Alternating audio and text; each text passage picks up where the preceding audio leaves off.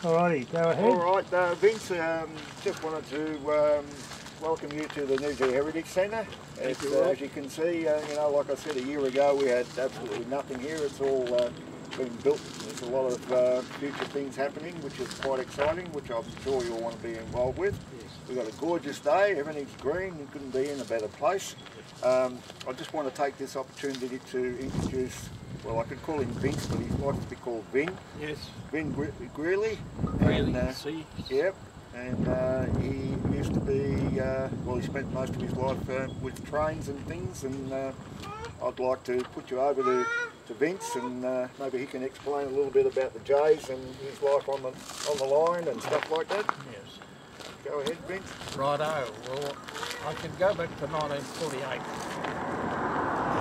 Can't remember what I had for lunch yesterday, but in 1948 I was 18 years of age, and I joined the railways at Bendigo as a lad engine cleaner, and we used to literally clean the engines in the Bendigo Loco Depot. And from there I learned to be a fireman, and gradually got out on the engines and up and down the rails in Bendigo, going up towards Castlemaine. I still remember going second engine through the two tunnels between Bendigo and Castlemaine, and if you're on the second engine going through a 300-metre tunnel, you're down on your hands and knees breathing through a sweat rag. That's how thick it was. Yeah, it would have been. Anyway, after that, I got transferred to Warragul, and that was the start of my career down there at Warragul.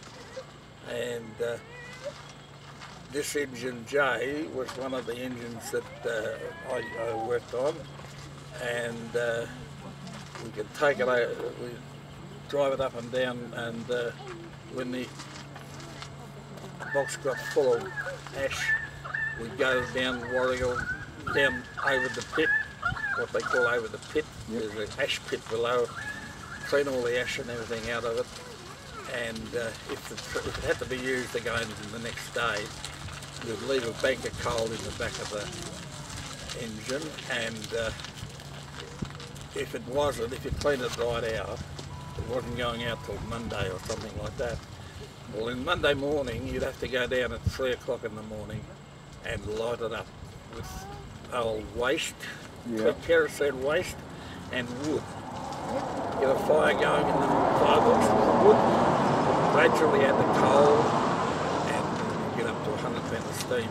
So how long would that take from the time of lighting to get it up to operating? Take you 3 or 4 hours. 3 or 4 hours?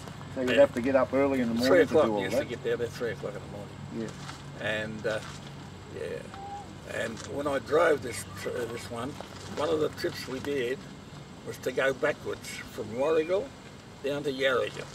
Okay. They called it tender first, and down to Yarragon, and there'd be a briquette train waiting down there with a steam engine on the front, and this thing would get on the back, and we'd push it all the way to Druin. Okay, yeah. Uphill all the way, and that's when you work the fireman, the driver had the regulator right open, and the wheel wound out using a lot of steam. The fireman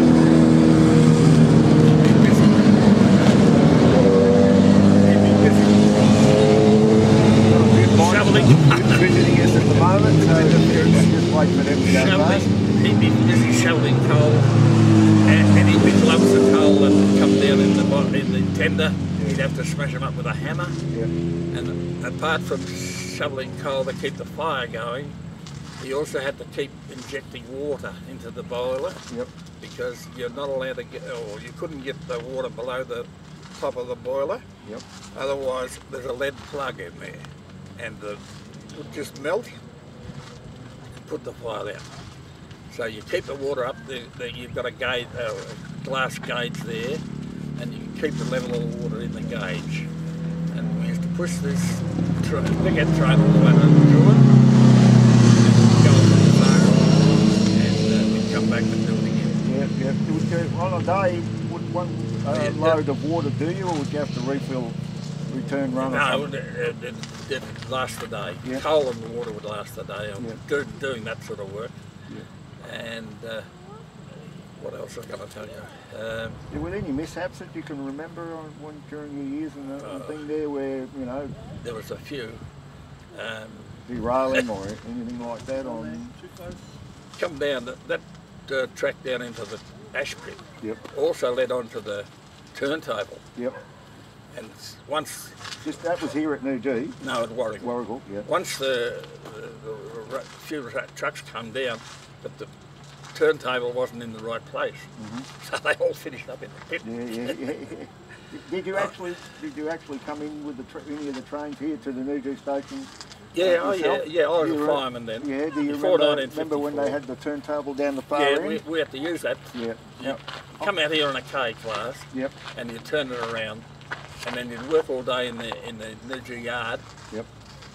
Putting trucks in different places where they were needed. Yep. And then it was a long day, and a few of the tricks of the trade, I'll tell you while I think of it. We used to steam clean a shovel. Our shovel had a curved at the end. Yeah. We used to steam clean that and cook eggs and bacon in the Oh, well, that would have been nice. Firebox. Yeah, what about damper? You do dampers? No, just the eggs and bacon.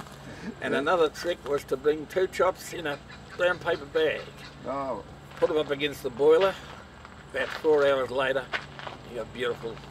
Yeah, beautiful. Oh, but in your time when you were working on the railway, and that the friendship between the workers was really strong. You were mates. Wasn't it? You were mates. Mates for life. Yeah. If the fireman was struggling, the driver would hop over and give him a hand. Yeah. And another time they brought out oil burners. Yep. And that was a fairly easy job for the fireman. He just had to stay there and turn the oil on. And a mate of mine, he was on a passenger train, and the big A2 only went as far as Traralgon, and then another little loco took it on to Sale. Yep. Anyway, they're waiting there at Traralgon for 2 or 3 hours, and old Tommy said, "Oh, turn her off, Lloyd. We'll save oil. We'll save oil." Righto. So it's sitting there with the fire out for a couple of hours, and then so we better light her up again, Roy. Roy says, "Righto. You got a match, Tom?" "No." "Haven't you?" "No. No matches." So Roy had to go up the street with his kerosene wick, get somebody to light it, come back and light up the oil burner. Unreal. That was what would have been absolutely fantastic with you coming over the bridges into Noojee, wouldn't it? Oh yes. That would have been a little... you remember the 2 biggest ones there that went over the main road at Red Hill there? There were supposed to be 2 of the highest ones in Australia or something. I've got photos of them. And like the chap asked me before, it felt rickety, but it didn't actually. You sort of just kept going, you know. Yeah. You weren't going to fall off or anything. Yeah. And coming down into Noojee on the train, we used to stop about a few miles out. There was a spring there, and we would fill up with water. Yeah. Because if we didn't do it on the way down, we couldn't do it on the way up. Stop. We wouldn't get going again. Was it true that what I heard that you had to have full of water when you went onto the turntable, otherwise you couldn't get it to balance? Well, it could be right, but on the turntable, you had to get your engine balanced.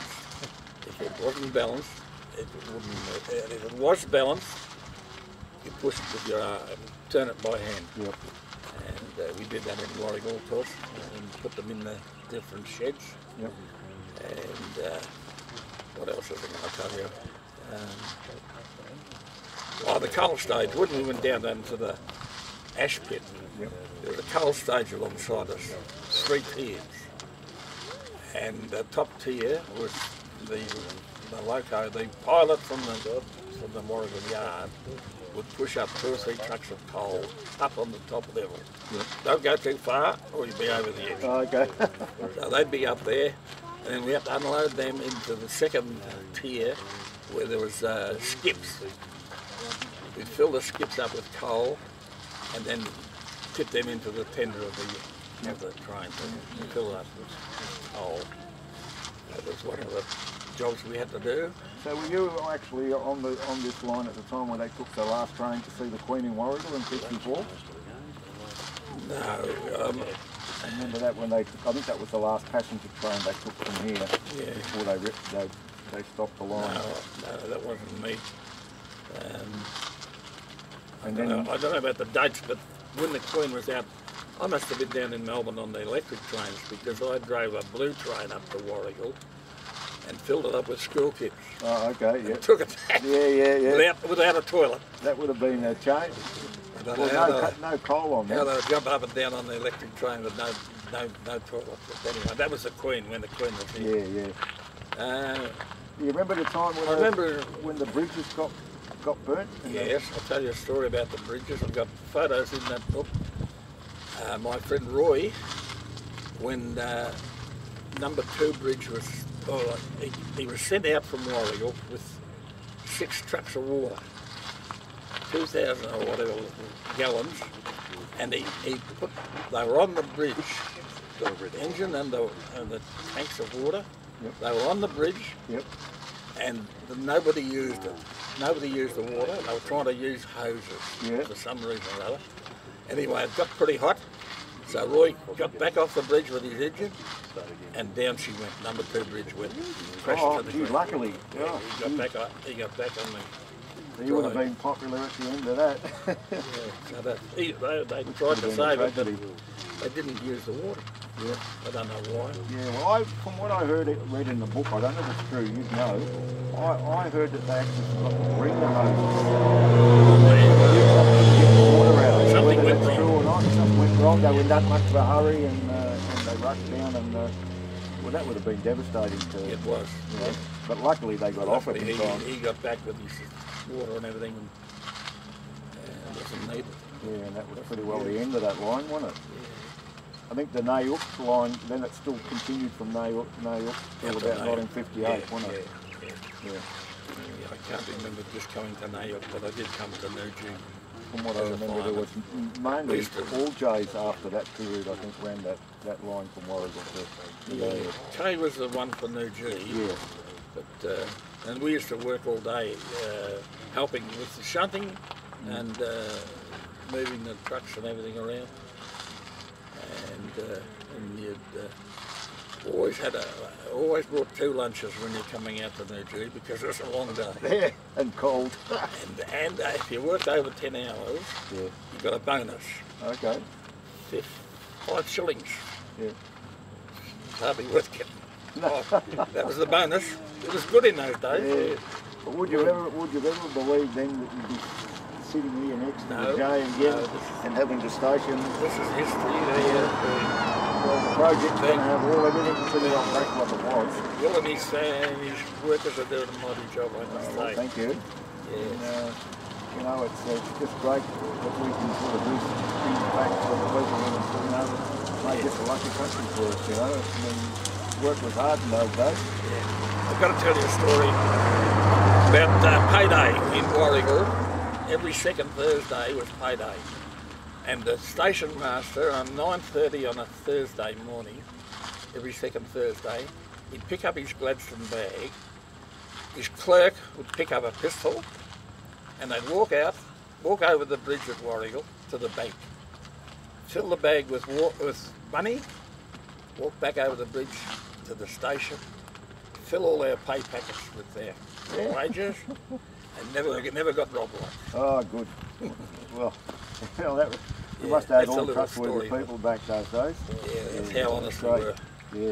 Yeah, it was good, you know. I mean, it's just for us, even as society, to look back through the photos and other interviews that we've done. You know, the closeness there was with families and that in the old days. You know, it's hard work, but everybody supported each other, and they, you know, happy and doing bits and pieces. It was really good. All right, well, thanks. It's goodwill. Yep, thanks very much for coming along and having a bit of a talk to us. Okay, thank you. Thanks very much. Fantastic. Cut. Good job. Come all right? Yeah, it'll be fine.